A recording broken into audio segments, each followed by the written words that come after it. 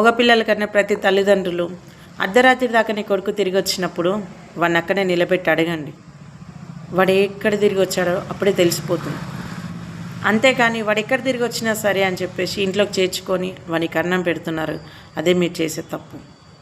నీ కొడుకు ఏం చేస్తున్నాడని తల్లిదండ్రులు తెలుసుకునే బాధ్యత మీది.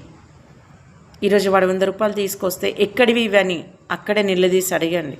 వాడు 100 తీసుకొచ్చాడని సంతోషంగా మీరు సంకన పెట్టుకుంటే ఆ 100 రేపు ఎక్కడి నుంచి తెచ్చాడని తెలిస్తే ఆ 100 మందిలో మీరు దోషిగా నిలబడే రోజు వస్తుంది.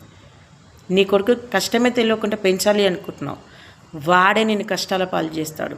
వాడే మొహమాట లేకుండా రోడ్డు మీద వదిలేసి వెళ్ళిపోతాడు.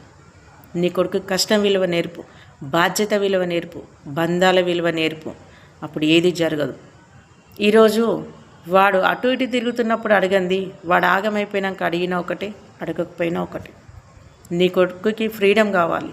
ఏ ఏజ్లో ఫ్రీడమ్ కావాలో ఆ ఏజ్లో ఇవ్వు. వానికి ఒక్కసారి బాధ్యత పెట్టు. వాని ప్రపంచంలో ఎన్ని వింతలు జరుగుతున్నా వాడు అటు చూడను. తప్పు తల్లిదండ్రులదని అంట నేను.